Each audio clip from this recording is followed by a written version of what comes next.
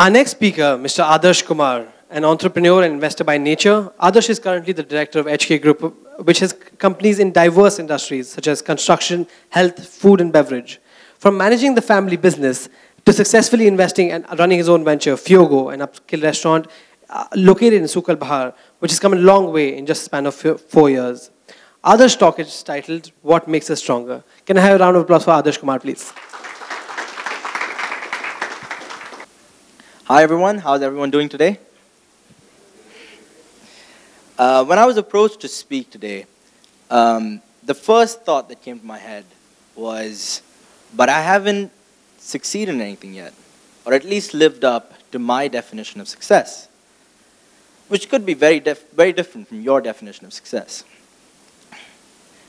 There are so many other people out there who have a lot more knowledge and who are a lot more successful, and who can speak a lot more effectively than I can on certain topics. But if there is one thing that I can share with all of you, it is that I've made a lot of mistakes in my life, and I have failed multiple times. And it all started with me asking one simple question: what makes us stronger? I'm not talking about physical strength and how much you can bench press. I'm talking about the mental and emotional strength required to give you the platform for success. I'm talking about what some people may call character or grit. Henry Ford, founder of Ford Motor Company, once said, "Failure is simply the opportunity to begin again, this time more intelligently." Did you know that before he formed the Ford Motor Company, his previous investors gave up on him not once, but twice? With every failure, he analyzed his mistakes and came back a third time, this time completely revolutionizing the auto industry and forming the Ford Motor Company. How many times have you seen a story like that and marveled at how they got there? How many times have you maybe been struggling with something, anything, could be a project, an assignment, with life, and you looked at the person next to you and wondered how they're apparently successful? How many times have we given up at the first sign of adversity? The problem with our generation is we focus too much on the success of others, but not the failures. Back in the 1970s, my father was struggling to figure life out in his homeland. So he took the chance of coming to Dubai and got his first big break as a lifeguard. His next opportunity was as a salesman, selling household appliances. He took 10 years, struggled through 10 years, and finally started his first business venture, an electronics company, which was a disaster. He had to shut it down within less than a year because it was just failing. So what did he do? He didn't give up. Instead, he analyzed his mistakes, he looked at where he went wrong, and came back a second time and opened another electronics company, which was a success. This is actually a picture of him inaugurating the second company. He then tried many other businesses. He went into manufacturing plastics, he went into textile retail, he went into advertising. And none of them clicked. But that didn't faze him, because he knew that for every failure, he was a step closer to success. He came to these shows with nothing but just an ability to speak really well. Never gave up, kept failing, kept learning, and got to a point where he built a business empire with over 2,000 people under him. And it all started with his first job as being a lifeguard. It's crazy. And then there's me. As a young boy, I was distinctly average. I never got exceptional grades. In fact, I couldn't speak any language properly until I was 9. I used to communicate by making weird noises. I would always look up to my father as my idol. So much so that in the 7th grade, when I was asked the question, who's your favorite superhero? A lot of people would say Batman, Superman, Spider-Man. I went for the businessman. That was my ideal superhero. Soon, things started becoming a little different. I got so tired of being average. So I tried to get good at something, anything. So I tried dancing, singing, public speaking, yoga. The list goes on and on and on. And then came college. My 4 years at Purdue University were awesome, and I met some of the most amazing people that I could have met. But at the end of the day, I was still a typical college student. My most productive moments was the night before an exam. I'm sure a lot of us have faced that. I even managed to sleep through one of my exams. On a scale of 1 to 10 and being responsible, I was at 0, like even less than that. And so basically, it got to a point where I didn't know what I wanted to do. Towards the end of my college time, I started asking myself, what do I want to do? What are my goals? What are my aspirations? But I had none. And I'm sure there are a lot of you with that same question. I had no plan A, but at least I had a plan B. I knew that, okay, I'll go back, my dad will be there and groom me into the business. That was until a week before I was supposed to graduate from college when my father passed away. This changed my life. I was 21 years old, and I had gone from a typical college student to a business owner in the space of a week. How was I going to do that? I was so torn emotionally, mentally. What do I do next? What do I do now? And it was a very difficult time because I didn't know what was out there. I didn't know what could happen. What was the next step?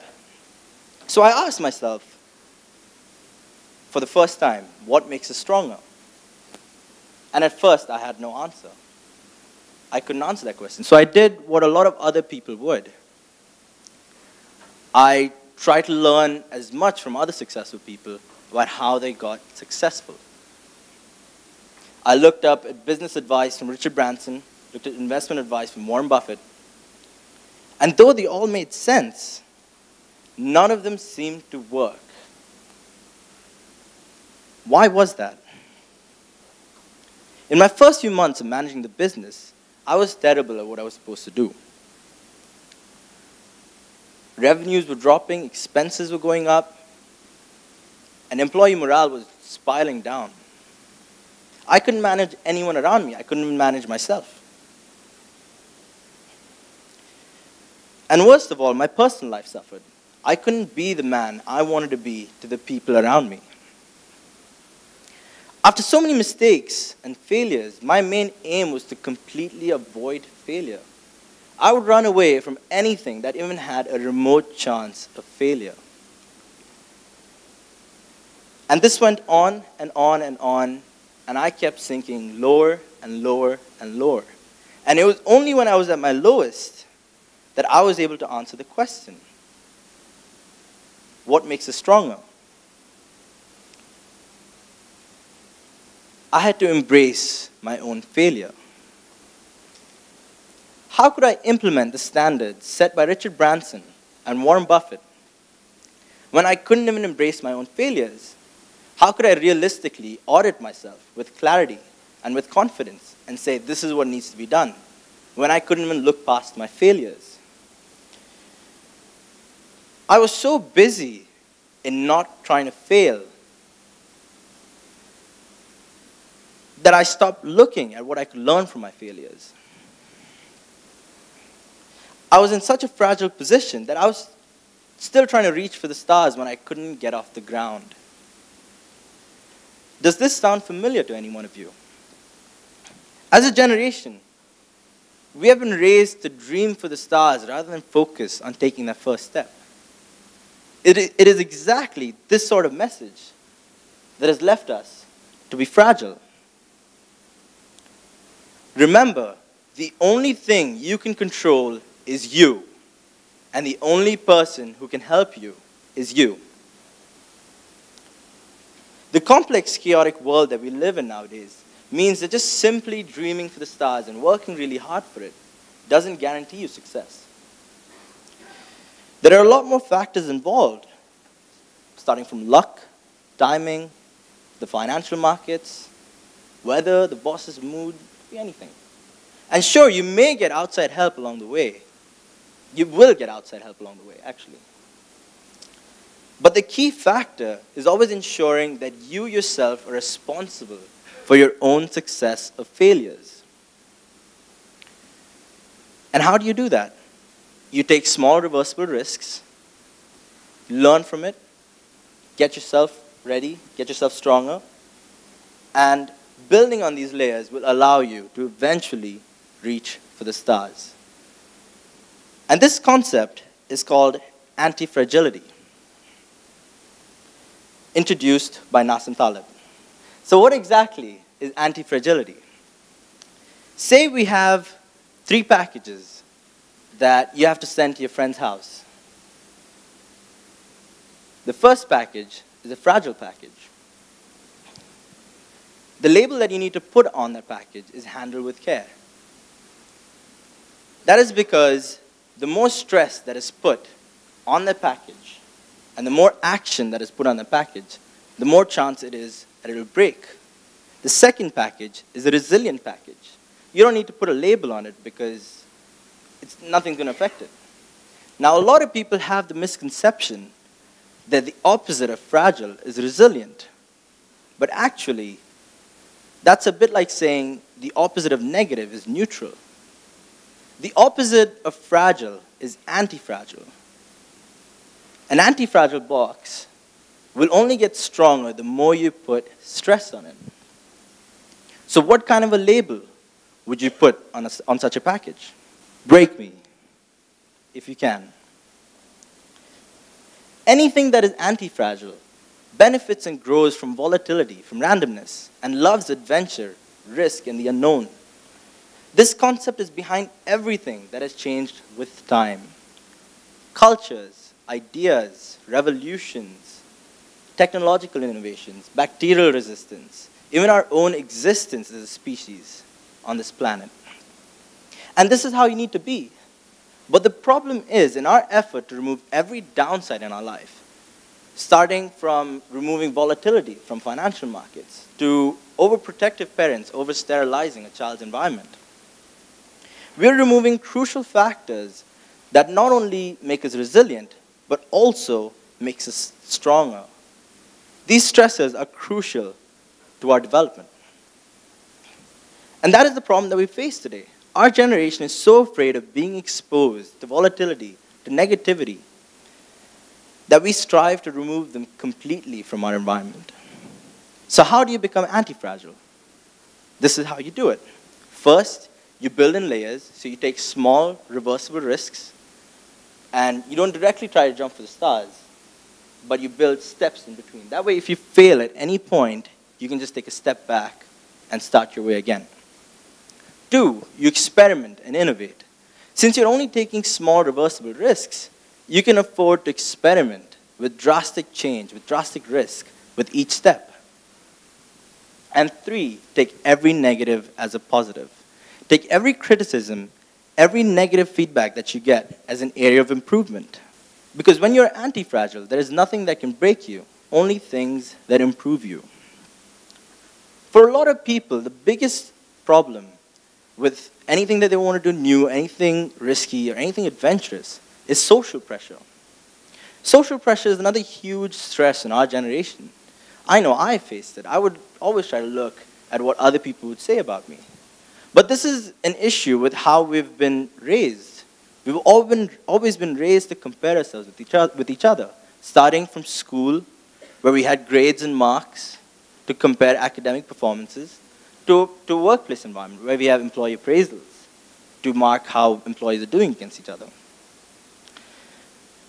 And the problem is that we tend to, so the problem with this is we are so lost and so focused into wondering what other people are saying about us that we stop to look at what we're doing to ourselves. When you are anti-fragile, you only look at ways you can improve. See, I'm not trying to say don't listen to them. I'm trying to say learn from them and come back harder, better, faster, stronger. I can say this for myself too. I benefited as much, if not more, from the people who were actively trying to criticize me or harm me than from the people who were giving me genuine advice. As the saying goes, haters gonna hate. Before I found the answer to my opening question today, I was lost, hopeless, confused. How do I live in a world that I don't fully understand? How do I live, work, and not be afraid in an environment that I don't understand? The fear of victory trumped the excitement of victory for me. I was lucky in that I had such a supporting family, especially my mom, who's right there, and my brother to help me through it all, and an amazing set of friends as well. But at the end of the day, it all comes down to you. So, what makes us stronger?